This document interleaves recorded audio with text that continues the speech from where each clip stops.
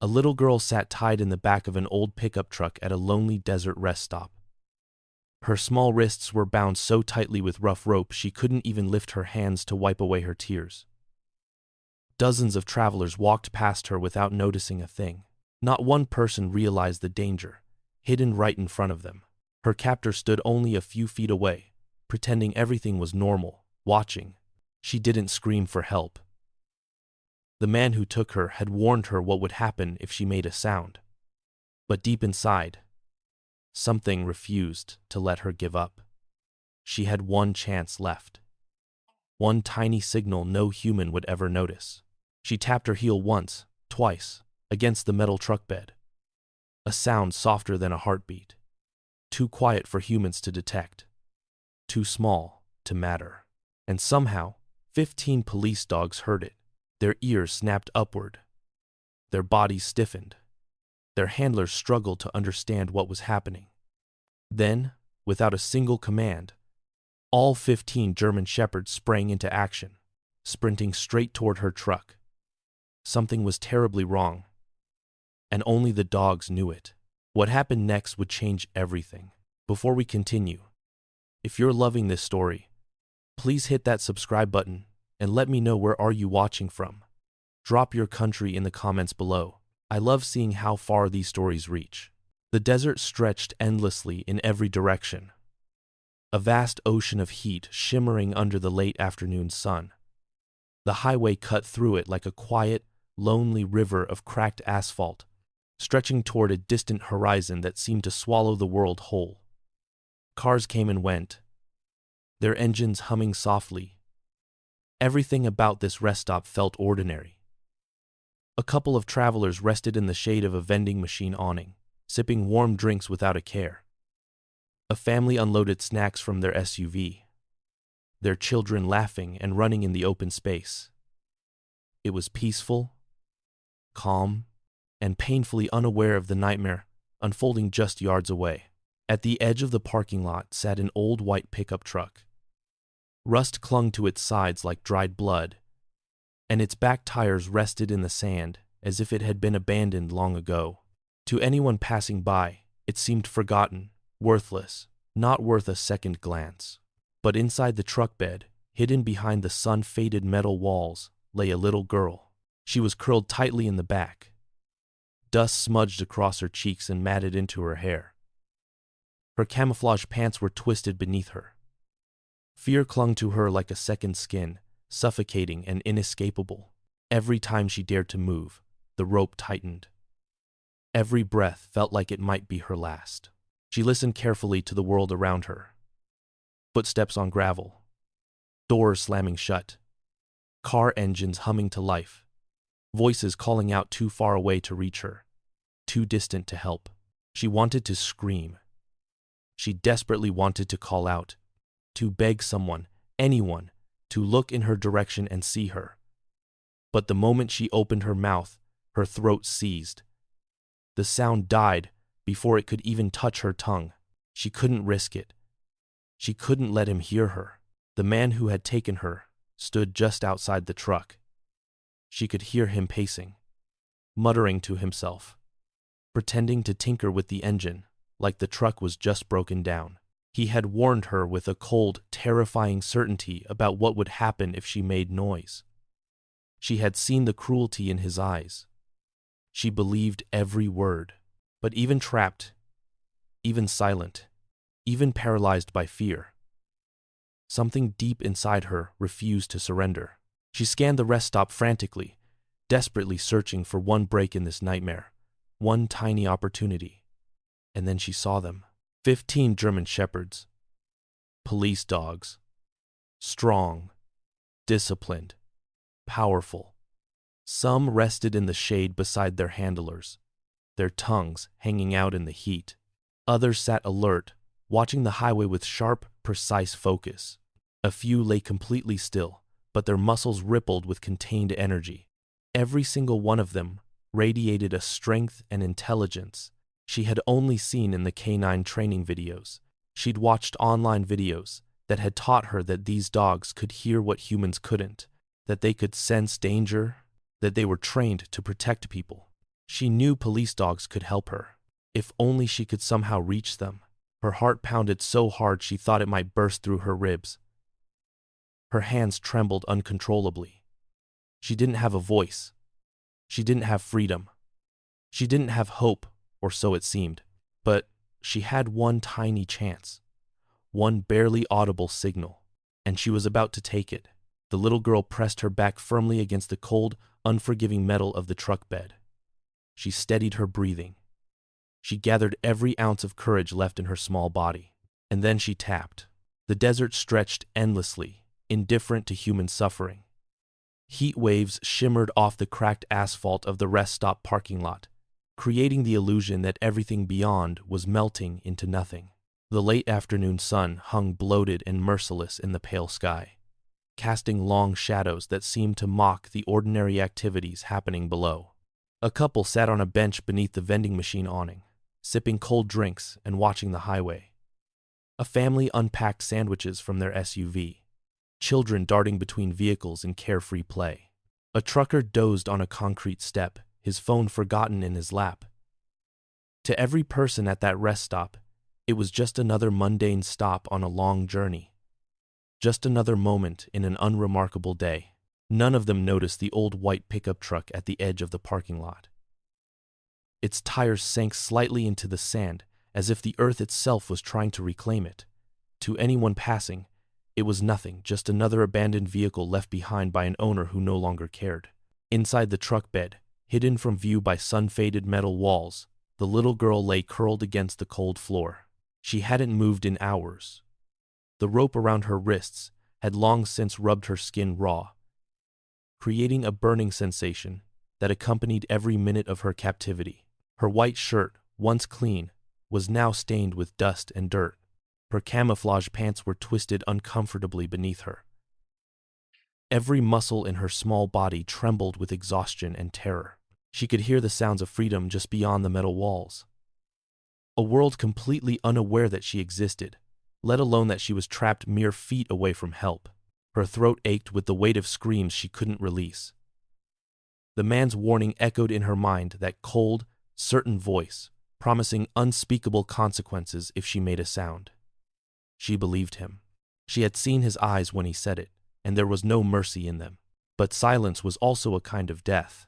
She forced herself to breathe slowly, carefully, searching through the fog of her terror for something, anything that might save her.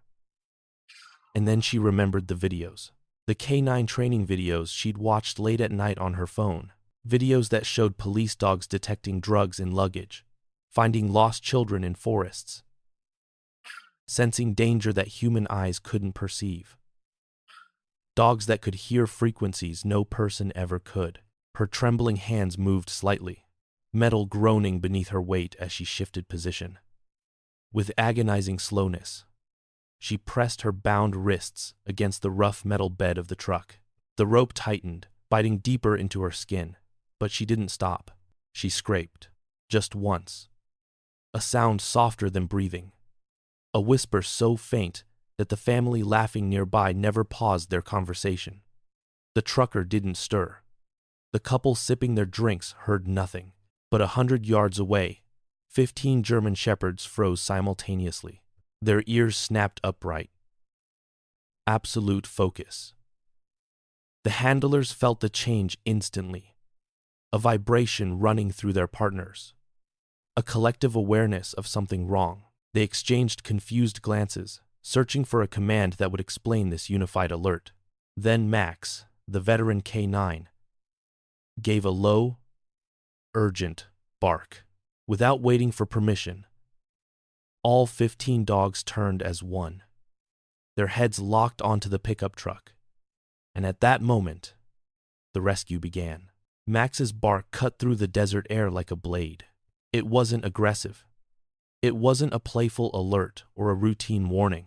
It was the bark of a battle-hardened K9 who had spent 12 years sniffing out danger that humans couldn't perceive, a sound that meant only one thing. Immediate threat detected. Officer Ben's head whipped around, his hand instinctively moving toward Max's leash. But there was no time.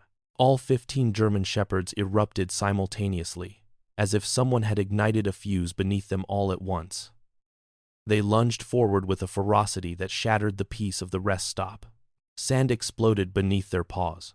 Their muscles, coiled with years of training and protective instinct, launched them across the parking lot in a coordinated surge toward the old pickup truck at the far edge.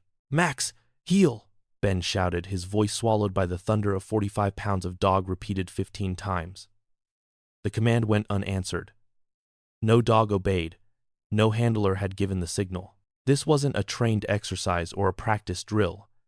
This was pure, instinctive response to a danger only they could sense. Ben stumbled forward, trying desperately to keep pace with Max's explosive sprint. His confusion quickly transformed into alarm. Something was terribly wrong. In 12 years of handling police dogs, he had never seen them move like this. Never seen all 15 respond to an invisible threat with such unified, unstoppable purpose. "Hey," he shouted at his partner, even knowing it was futile. "Max, wait." But Max had already forgotten his handler existed. The travelers scattered in panic. The family unloading sandwiches grabbed their children and dove out of the way as the pack tore past them, a living avalanche of fur and power. The couple beneath the awning spilled their drinks, jumping to their feet in shock. The trucker jerked awake to chaos, unsure if he was dreaming, as 15 police dogs streaked across the rest stop like guided missiles, their collective focus locked on a single target. Ben's heart hammered in his chest as he ran harder than he had in years, his radio already at his lips. All units, we have a situation at the rest stop. Dogs are moving on." But he couldn't even finish the sentence because he didn't know what they were moving on. Max reached the pickup truck first. The veteran K9 launched himself upward with explosive power, his front paws clearing the metal edge of the truck bed with inches to spare. He landed hard on the metal floor beside the little girl, his muscular body immediately positioning itself between her and the world beyond. His chest heaved with exertion. His ears remained at full alert. The other 14 dogs surrounded the truck, forming an unbreakable perimeter. Others planted themselves on the ground, their bodies braced against the truck's frame as if they were prepared to defend this spot with their lives. They didn't bark. They didn't growl. Their eyes locked on the little girl with an intensity that transcended training. Max's dark eyes met hers for a fraction of a second. Officer Ben skidded to a halt beside the truck, gasping for air, trying to make sense of what he was witnessing. The dogs weren't attacking. They weren't misbehaving. They were protecting. And suddenly, he understood. Something was very, very wrong with that little girl. Max's entire body language shifted the moment his eyes focused on the girl's wrists. His protective stance became something harder, more primal. His lip curled slightly, not in aggression but in recognition of a wrong that demanded correcting. The rope marks deep, angry red lines carved into her small wrists registered in his veteran mind as evidence of cruelty. His muscular frame tensed further, his breathing becoming deliberate and controlled, the calm focus of a warrior who had found what he was searching for. The other 14 dogs seemed to feed off Max's intensity. They didn't crowd the truck or jostle for position.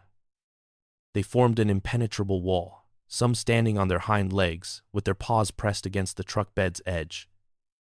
They created a fortress of fur and muscle around the little girl, a living barrier that communicated one unmistakable message. She belonged to them now, and nothing would reach her. Officer Ben reached the truck, his lungs burning, his mind struggling to catch up to the reality unfolding before him. For a moment, he couldn't move. He simply stood there, staring at the scene the dogs had created. The girl sat huddled against the far corner of the truck bed, her small frame barely visible beneath the shadow cast by the metal walls. Her white shirt was stained beyond recognition, covered in dust and grime from hours of captivity. Her camouflage pants were twisted and dirty, but it was her wrists that made Ben's stomach drop. The rope was still there, binding her hands together with brutal tightness. Ben's training kicked in instantly. This wasn't a confused dog pack attacking an innocent person. This was a rescue. The dogs hadn't gone rogue, they had done what they were trained to do, what their instincts demanded they do. They had found a victim. "Hey," Ben said softly, raising his hands in a calming gesture. "Hey, sweetheart. I'm Officer Ben. You're safe now. The dogs brought me to you." The girl's eyes were wide with terror, darting between Ben and the protective wall of German shepherds surrounding her. Her entire body trembled violently. She tried to speak, opened her mouth, but only soft whimpers emerged, sounds so fragile they barely carried across the truck bed. Her throat had seized shut, paralyzed by hours of fear and the trauma of her captivity. Ben moved slowly, deliberately, every motion careful and non-threatening. He climbed into the truck bed with exaggerated gentleness, and the dogs shifted slightly to accommodate him, never breaking their protective perimeter. Max stayed pressed against the girl's side, a living barrier between her and any perceived threat. "I'm going to cut the rope," Ben said, his voice steady and calm. "Just the rope. You're going to be okay." He pulled his pocket knife from his belt and flicked it open. The girl flinched at the sound, another whimper escaping her lips. Ben paused, letting her see the blade, understanding her fear. Then he positioned himself beside her wrists and began sawing through the rough fibers. The rope was pulled so tight it took Ben several careful strokes to cut through. When the final strand snapped and the rope fell away, the girl's wrists were finally free. She brought her hands to her face, sobbing silently, her small body shaking with the release of hours of contained terror. Max pressed his warm body closer, his steady presence more comforting than any words could ever be. The moment stretched in terrible silence. Max's body went rigid. Not the protective stance he had held moments before, but something sharper, more urgent. His head swiveled away from the girl with mechanical precision. His ears rotated toward the open desert behind the rest stop, locking onto something invisible to human senses. One by one, the other 14 dogs followed his lead, their collective focus shifting in unison like a school of fish changing direction. The protective perimeter became something else entirely. A unified alert. Every muscle tense. Every sense trained on the vast, empty landscape, stretching beyond the rest stop's edge. Ben felt it immediately. The change in the dog's energy. The sudden shift from comfort to vigilance. His hand instinctively moved toward his radio, but he waited, watching the animals. They never moved. They never barked or growled. They simply stared, unwavering and absolute, into the shimmering heat of the desert. The girl's breathing changed. If that was possible. She wasn't looking at Ben anymore. Her eyes had followed the dog's trajectory, tracking their line of sight into that vast, empty expanse of sand and scrub brush. Her mouth opened silently. Then, with agonizing slowness, her trembling right arm rose. She pointed. Her small finger extended toward the exact spot where the dog's collective attention had locked. A ridge of boulders about 200 yards out, mostly hidden by the afternoon glare and the way the desert heat made the air shimmer like water. To Ben's untrained eye, it was nothing, just rock and sand and emptiness. But the dog's certainty was absolute, and the girl's terror was unmistakable.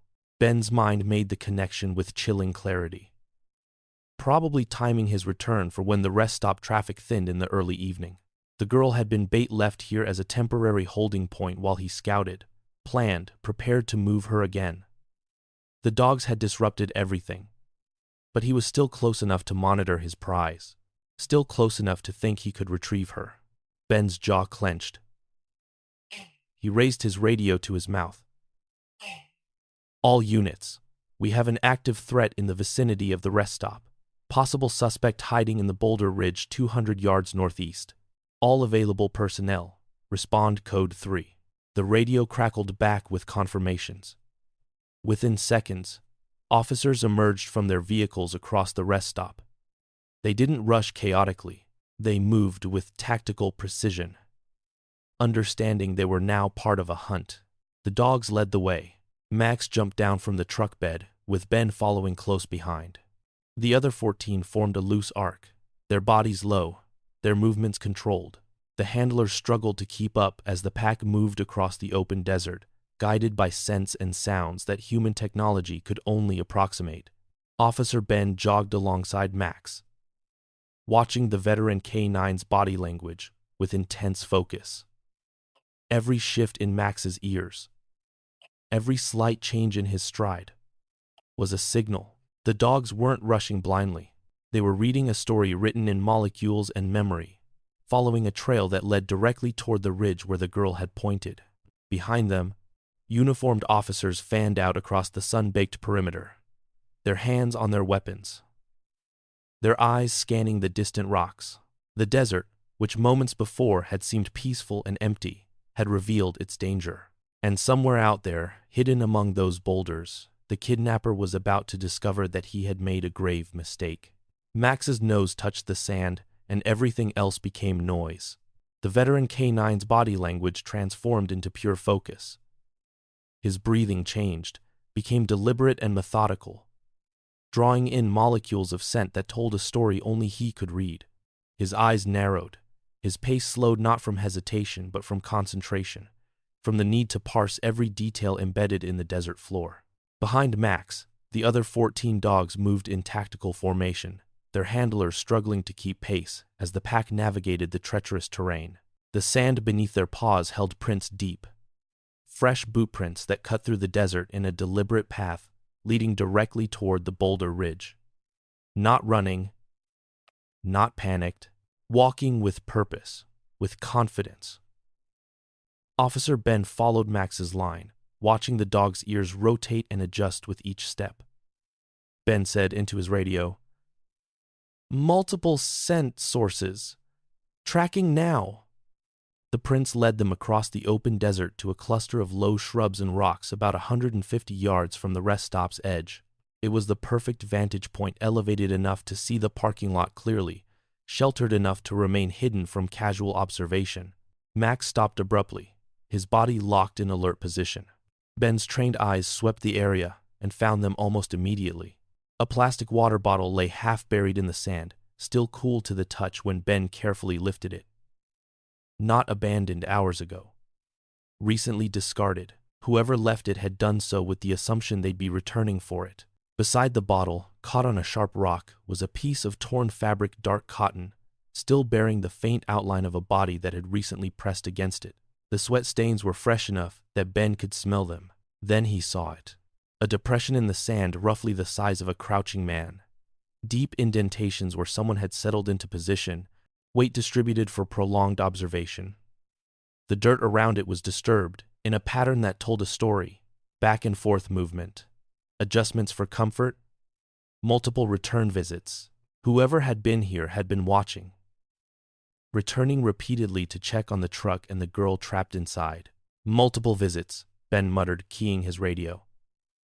Subject has been here more than once. Recent activity. Very recent. Max suddenly shifted position, his nose dropping lower, his body rotating toward the ridge. Their collective focus pivoting like a weapon's sight finding its target. The boot prints continued onward, but Max's behavior indicated something more, multiple scents layered over each other. A trail that didn't run in a straight line but curved and circled, approaching from different angles. He's been hunting, Ben realized aloud, the full weight of the threat crystallizing in his mind. This isn't a kidnapper in panic mode. This is calculated. He was planning to retrieve her.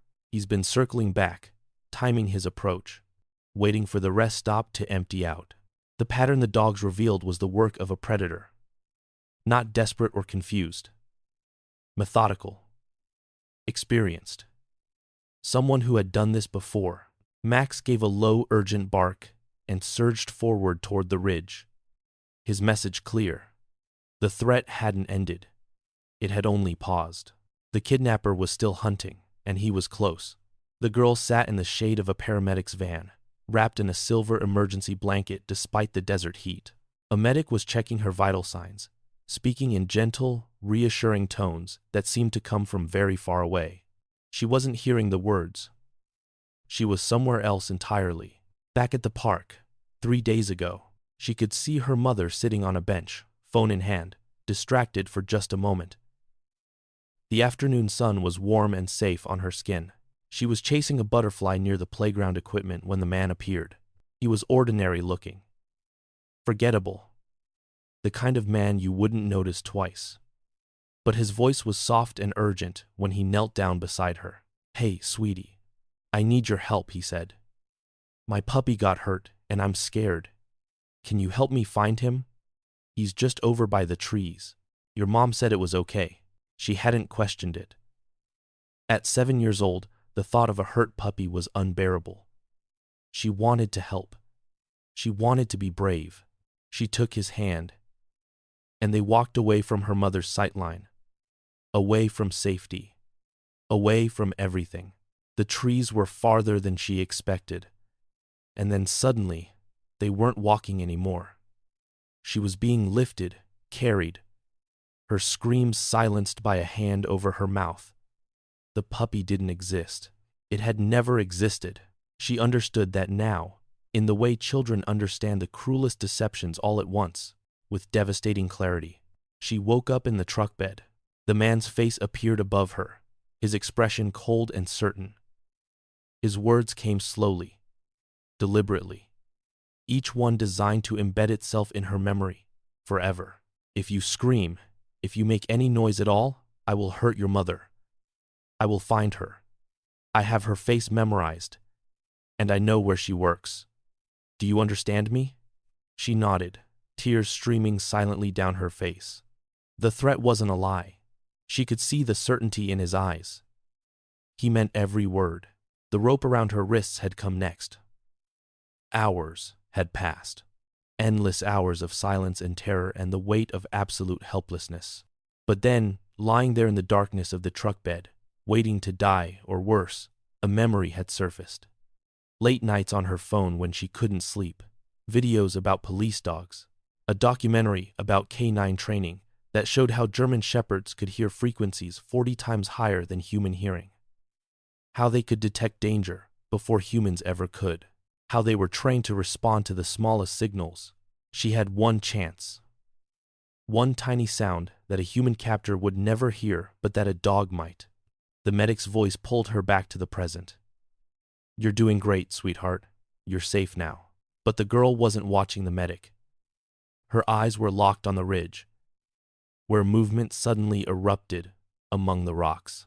The officers had cornered someone.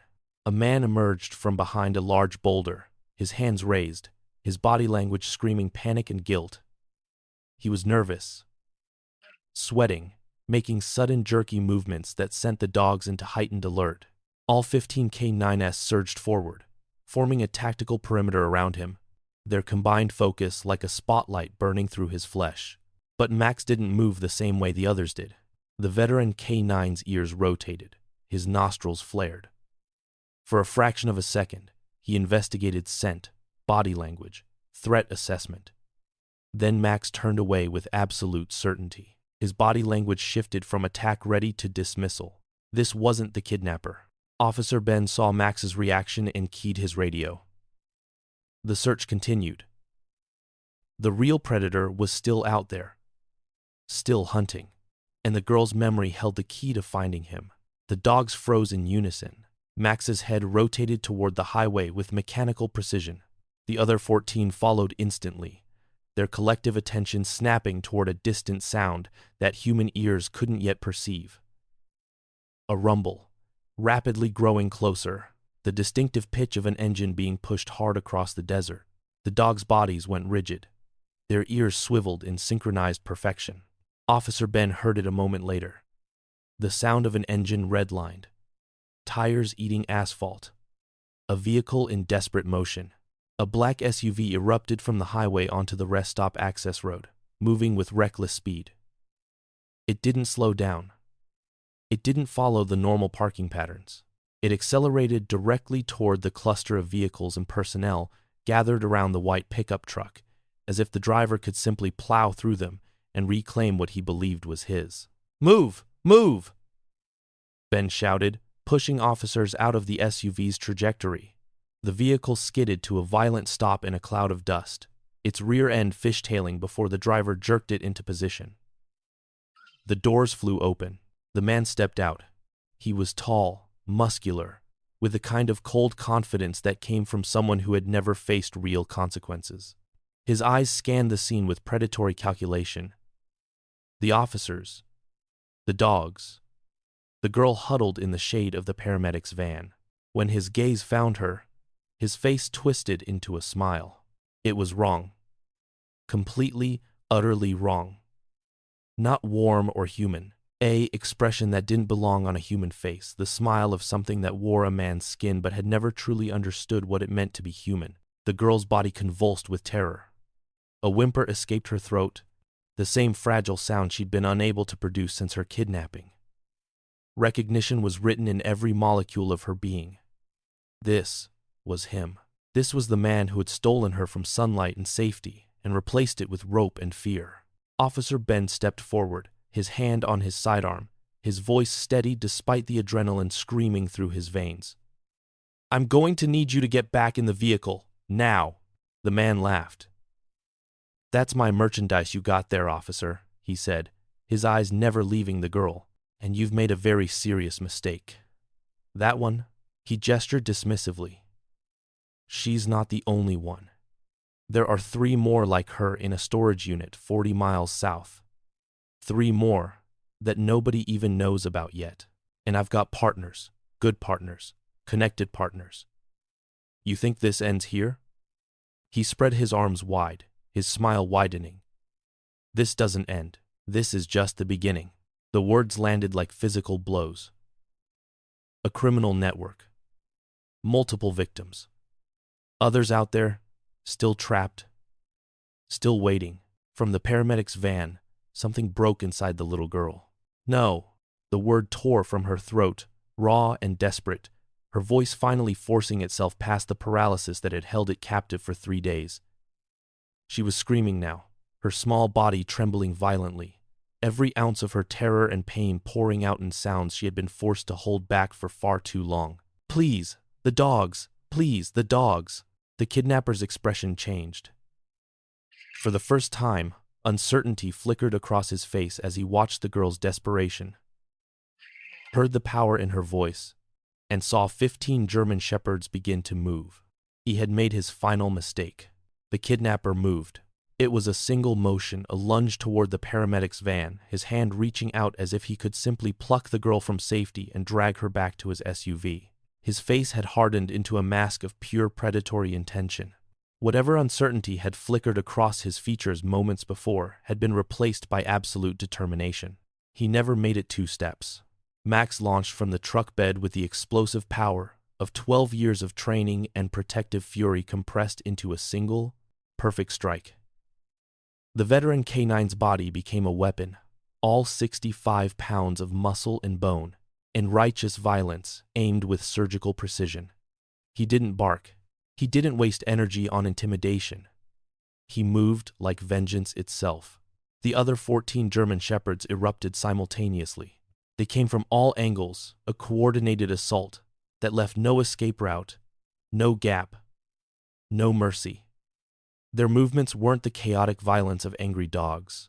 This was training at its apex, discipline combined with absolute purpose. A living battering ram of fur and fangs and unyielding determination. The kidnapper spun toward Max, his hand dropping to his waistband. A weapon. A tool. Something metallic flashed in the afternoon sunlight. Max's jaw closed around the man's wrist with precision that would have made a surgeon weep. There was a sickening crackbone meeting force, and the man's scream tore through the desert air. The weapon, whatever it was, fell from his nerveless fingers and skittered across the parking lot. His body moving with the speed of lightning and the certainty of a predator who had found its prey. The man was driven backward, his feet leaving the ground. His body slammed against the black SUV with force that bent the metal. The impact knocked the air from his lungs. Before he could even process what was happening, the 14 other dogs had him pinned their combined weight and strength, rendering him utterly immobile. He was on the ground. 4 dogs held each of his limbs. 3 more pressed against his torso.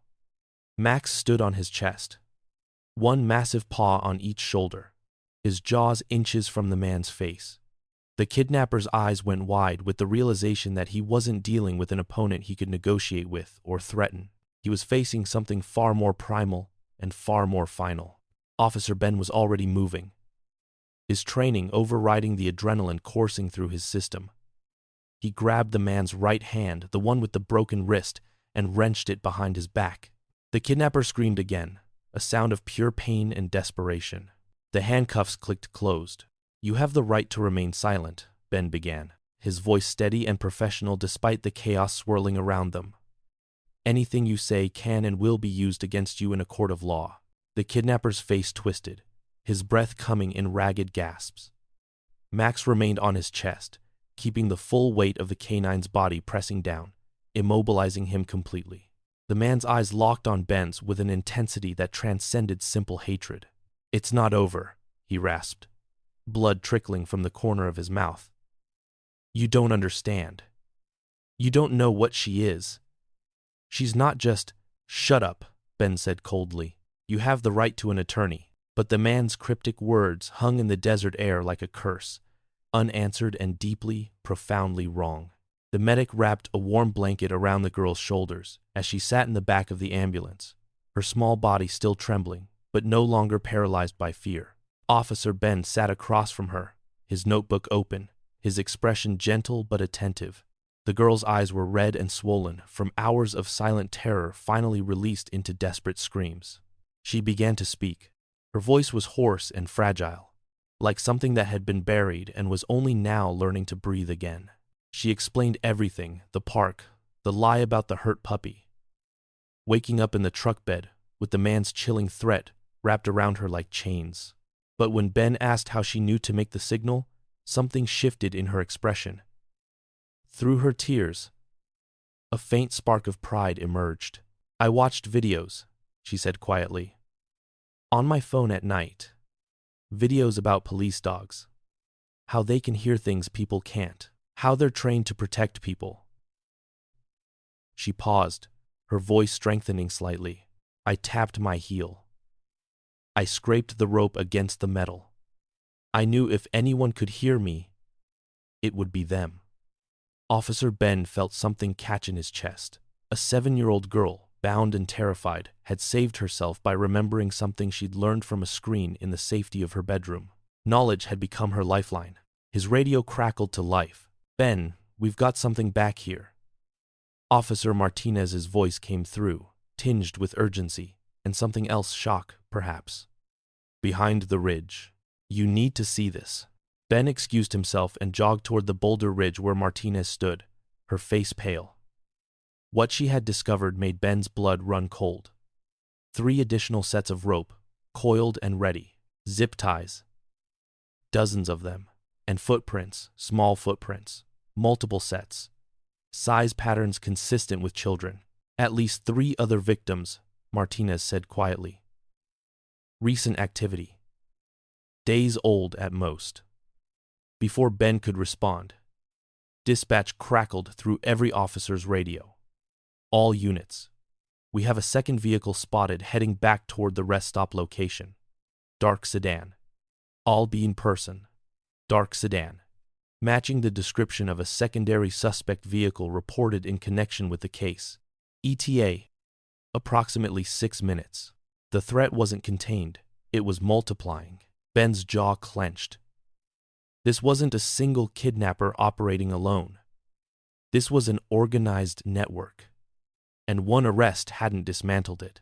He returned to the ambulance, his mind already calculating next moves, coordinating with other agencies, preparing for what would likely be a much larger investigation. But when he reached the back of the ambulance, he found the girl staring at Max, who had been granted permission to remain by her side, an unusual exception to standard protocol. "Officer Ben?" Her voice was small but steady. "Can Max come with me? To the station? I'm still scared. Can he come?" Ben looked at the veteran K9, whose dark eyes had remained locked on the girl since the moment of rescue. Max had found his purpose, extended beyond the crime scene. He had found someone who needed him. Yeah, Ben said softly. Max comes with you. Hours later, after statements and medical examinations, and the careful documentation of trauma, the girl sat in a quiet room at the station. Her hands, still marked by rope burns, trembled as she folded a piece of paper with deliberate care. Her letters were shaky but legible, written with the concentration of someone choosing words that mattered desperately. 6 words. She handed the note to Officer Ben, her eyes meeting his with a clarity that seemed impossible given everything she had endured. "Tell the dogs," she whispered. "Tell them they saved me." Ben opened the note and read the words his eyes had already anticipated, but his heart needed to confirm. Outside, in the kennels, 15 German shepherds rested, unaware of the girl they had saved, of the network they had exposed, of the other children their actions had set in motion to rescue. They were simply dogs who had heard a sound no human could detect and had answered the only way they knew how, with absolute, unwavering loyalty to their purpose. To protect the innocent, to find those who couldn't be found, to be the voice for those forced into silence. If you like this video and want to see more just like it, then make sure to hit like, share, and subscribe. And I'm genuinely curious, where are you watching from? Drop your country name in the comments. I love seeing how far these incredible stories reach.